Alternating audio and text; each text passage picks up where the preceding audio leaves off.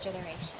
And it wasn't ever on paper. We never had fences. We never had, dividing boundaries at all. It was, I help you, you help me. You need a house to live, you come stay at my house. I'm hungry, I go to your house and eat. I go back to my aina, I take care, you take care of your land, etc., etc. So it was a very, it was different. So now we have, we come to a time where I'm in preservation mode. I am a kumuhula. I do have a halau on the south side of the island. And so I try to teach my students, pardon me if I'm taking so long on this introduction, but I'd just like to introduce you to the real person and who I am. I preserve my culture through hula and through chant. So when I take you through to the entrance of our property, I'm going to ask that I ask permission back onto our aina, and I'm going to open with an oli, which is a chant to I guess move things forward.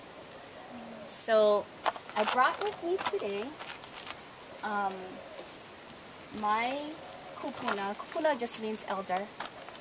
And this is the woman that I'm here for today. This is our kupuna Helen Haku'ole Harbado Ching. She's passed already. But a few months before she passed from, a long illness, she asked my mother and her sister to please take care of our land issues, my birthplace, which is this place here we're going to go to. Which meant that it was already in turmoil. It was already divided as far as the families. There's many people that are involved in this. Some wanted to keep it, some wanted to sell it, some didn't care. But as you know, we're all the way out here in Kipahulu, so far away from, where a lot of people have jobs, and they live afar. So I, being a Maui resident, have been stewarding this and all our other land parcels, because I'm the closest one on the island. Okay. So she has 2 daughters. This is Ku'ulei Aloha Kapehe, named my halau after her. So in her memory, we still keep tradition strong. We may not be in the land, but we're still in through our cultural ties like hula. Yeah.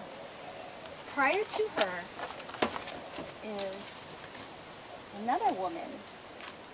They're all women. This woman is really significant to our family. Why? Because she actually received this parcel officially from King Kalakaua. And this is Tutu Laha, Charlotte Laha Harbado. She is a Haku'ole as well. So this would be my Tutu, the woman that I just showed you, her grandmother.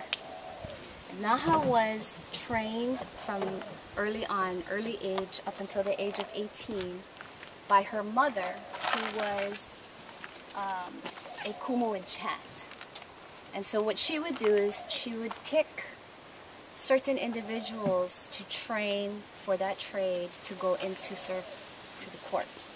So at that time, King Kalakaua was in reign, and he was our last reigning king. He would frequent this area to Hana and Kipahulu. In fact, he was all over the place. He went to Palakua. He would have all these connections all over the islands whenever he would sail, and befriended the mother of Naha and chose the child to become the next chantress for his court. So there she groomed her. So when we walk on the land, I'm going to show you what was a cave where they did their training.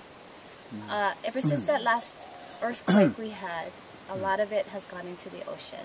So it literally was a room where she could use to train her to listen to her own acoustics in the cave. Then we're going to pass right through the park, the county park, which is, I guess, you guys are staying over at Cito's, over the fence. That park was known as the Triangle, and this is where their home was. So Naha's home sat right there on the edge. And then, of course, like I was talking to Cito earlier, that there's a man in the Big Island who was claiming that his ohana was on his parcel prior to him occupying. Could be our family from afar. Don't know. Yeah, so it's kind of, you know, things like this happen to me all the time. Really? Like 20 years later. Oh my goodness, yeah. So, Naha's time ended during Queen Liliuokalani's reign, which was our last reigning queen, and I don't know if you all know her story. It's very interesting, but Naha served up until the very last day that the queen was removed from the palace for occupation, and never came back to this land since. She resided back in Makapu'u, and she, in Oahu, married the lighthouse man for Makapu'u Lighthouse. They lived out there, and guess what? There was a cave underneath the lighthouse. So she could do her practice as he worked in her latter days. So I will show you a photograph of Naha later after retirement. I just kind of wanted to give you a visual of who this person was. And to many of my family members, she was a very scary woman. Okay, so this is Naha here. After she had her 4 boys, which are pictured here, and the 1 girl, Auntie Sarah. My grandmother is the question mark. Okay, so, and then this is just family photos. But this is how the land got passed down to us. Can I ask why it's a question mark? Because we had so many keikis that day, so that time. There's just keikis all over the place. You know, I don't know if you know what hanai means. Yeah. Do you guys know what hanai means? Where you just take a child in, doesn't matter whose child it is, you raise them up. So there's a lot of that going around, you know. So everybody took care of everybody's children. Some of them didn't even have names until they were like 10 years old. Because they were, literally the village would raise the child. That's why they call them girl and boy. So here, the beach, we refer to it as the beach property, even though there's no beach, but the family refers to it as the beach property. The ocean front against the cliffside is the canoe landing. It literally was a canoe landing at Lotai. I know if you look down there today, you're going to say, yeah, right, I don't think so. But they were very smart. They used to fare back and forth between the Big Island and Hana and Maui. And they used to do their trading this way. They actually did warring this way. That was literally a highway between the 2 islands. And a lot of times people refer to Hana people as Big Island people because they were all one village. Yeah? That connected. So it's really not that far away. But the cliffside underneath, I'll show you. I cannot take you down to the ocean because it's really steep, but there is a trail that you can access down there. But they used to hoist up the canoes up to the side and hide the canoes in the grooves inside the cliff. And the last time I was out here with a canoe person, I don't know if a lot of you might know Kimokeo Kipahulu. He comes out here a lot. He knows a lot of your neighbors here. And he actually confirmed that this was one of the landings that was used. So historically, that's good. It's very rich in that. Why? Because they used our property up above on the far right corner, top corner. There's a how grove plantings, and it's all overgrown. But underneath that how is the feature that I was telling you about. That you might have to get it checked out. So that cannot be touched. It's definitely an archaeological feature. That platform was used for conferences. That's where they would do their meetings between villagers. And, you know, there was war as well back in the 1600s, yeah? And they would do a lot of their planning there, which is why they would hide their canoes.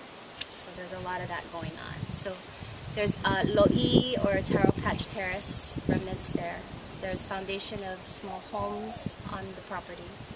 And then the setback, the 300-foot conservation setback, we know as part of our ohana that there are iwi on the land. And iwi is bones. So burial, not a lot, just a few here and there, and you'll see it because the ground is uneven. They're in mounds, and they're all facing feet to the ocean. So that's how we can tell, just visually. And what else? There's a large pig holding area on the top of the property that was used for holding pigs. And I can't tell you how dated that is. It looks newer than back, prior to 1800s. So I'm not real sure who went in there and did what. But if you dig deep enough, you'll find the coconut shells. Pigs eat coconut. Yeah, and it's all done in rocks formation. Okay, and then that trail, I'll point the trail to you from Cito's property. I mean, not the trail, the cave. I'll point it to you because we cannot go down there anymore. And I think that's pretty much it. Did I leave anything out that you... No, and then we'll walk out through the deeded access that is now of record. So right, that's the most important part. Yeah. So my son and I cut a Ho'omau church, but we know that it was probably this land, this parcel where you're staying, because it was one. Because we went when land was awarded through the royal patent, it always went from Mauka to Makai. So you would have your Mauka land to 10, and then you would have your fishing ground. Yeah, so it was all one piece. It went over the road, so way up Mauka. Yeah. Okay. I don't know how you are about climbing fences, but this is the only way that we can get over this way to get the trail, or we can go through those gate. Oh, your gate. Okay, yeah, we can go this way. I've never used that.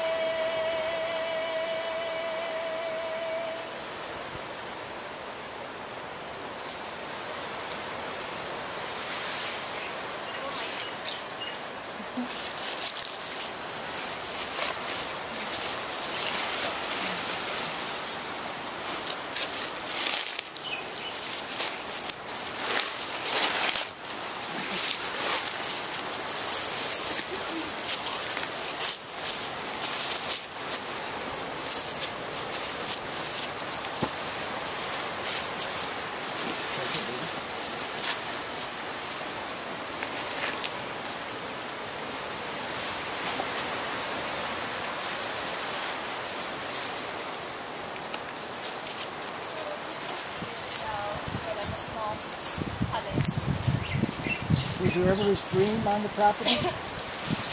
Was there a stream on the property that, no? Yeah, there was, obviously, because there's Kipahulu. So water was diverted from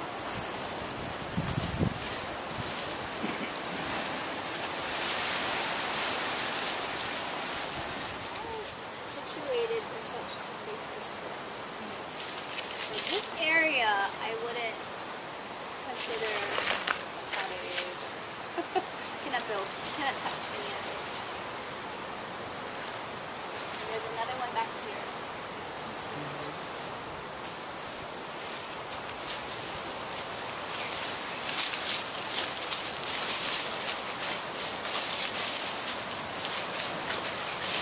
Take the trail down to see it when you're down there. Where does the trail go? You'll see like this. It'll go down to the ocean. From here? No, not from here. Down here. Oh, I see. Cito knows where the Oh, new okay. access is. And the foot trail. to get down. Where's the cave you were speaking of? It's back there. Back that way. Yeah. So you can see it if you went down to the fishing area, I guess, right? Depending on what's overgrown. Oh, over yeah. it. You know, you notice these trees are hanging over the cliff.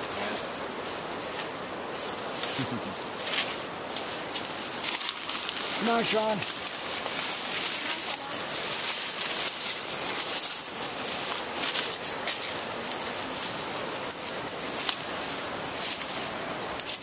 You can still stand as an archaeologist. Yes. Yeah. All the land is on this side of the highway or it crosses over? You got room in your tank for that plastic container? This is the Grays. That's Gray's property here? Yes. But you notice the foot trail goes right to his property, right? Because all the people that live in the area, they know how to get down to the beach or to the ocean to go fish. So there's a trail. I can't tell you where the access is, but there is one on our property over here to go down. And there's one over here to go down. Okay, so I just wanted to take you to the end, and then we're going to head back to where we entered, and then we're going to go uphill. You have to imagine now from the ocean, the coastline, be that 300 feet back from the edge to here, which actually makes sense because our EV are all within that 300 feet from the edge back. You wouldn't be able to touch or build any of that anyway.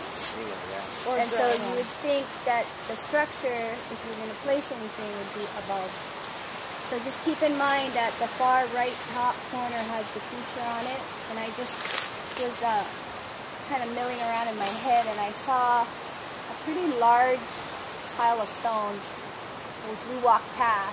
It was not within the 300 feet. It was just set back just a little bit further, which could be like a fishing shrine or some sort of thing like that. Okay. So this could be Kalo? 300 feet, yeah. Kalo is over there. But could it be developed in the Kalo, or does it have to stay? Oh yeah, Okay. sure. There's no building, but it could be, the land could be worked in. Something with the liquid place out there. Oh, that's sold to Kentucky. Oh, really? Yeah.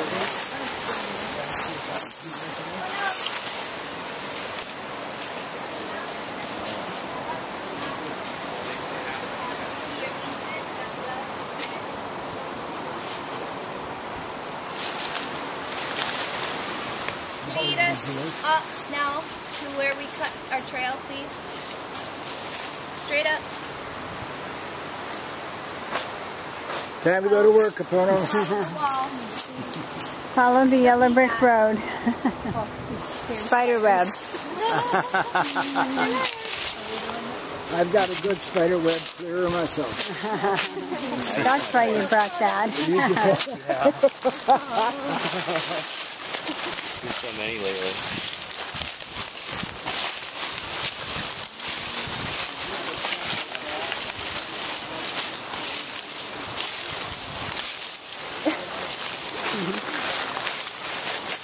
Yeah, I don't think we came down. Yesterday we didn't come down this far, so he used to. Oh, from the top? Yeah. From above, just a Yeah. little bit further up.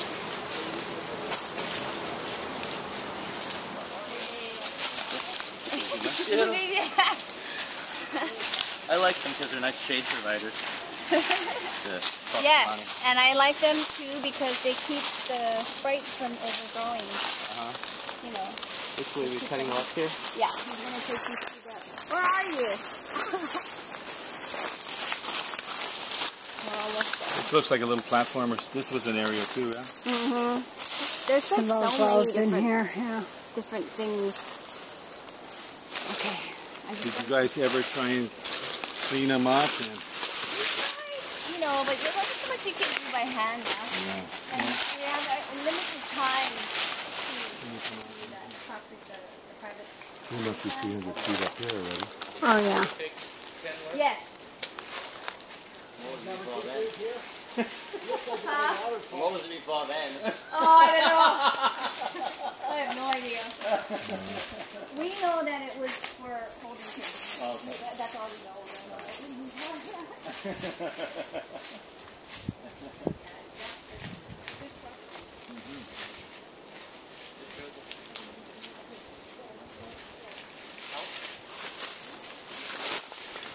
Did you come up this way last time? Yeah, that's sort of the pecan. This is the old pig enclosure. Saw the old walls.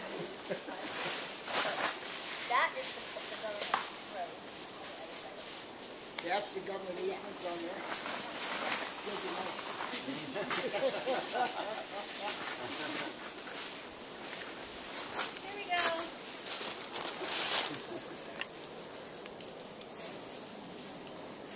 Where's the pin? Right there. See it? Go over here. You can see it, the orange flag. Oh, yeah. So even if you brought a driveway in up somewhere over here, Yeah. I mean, Well, you have to stay on the easement. we're not on the easement? Tricky here.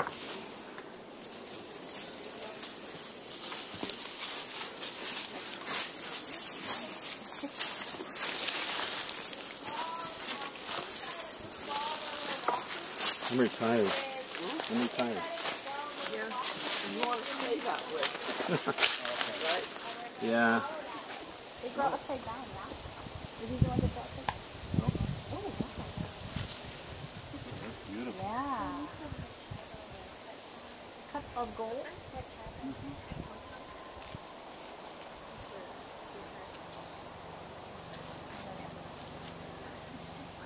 You can do it.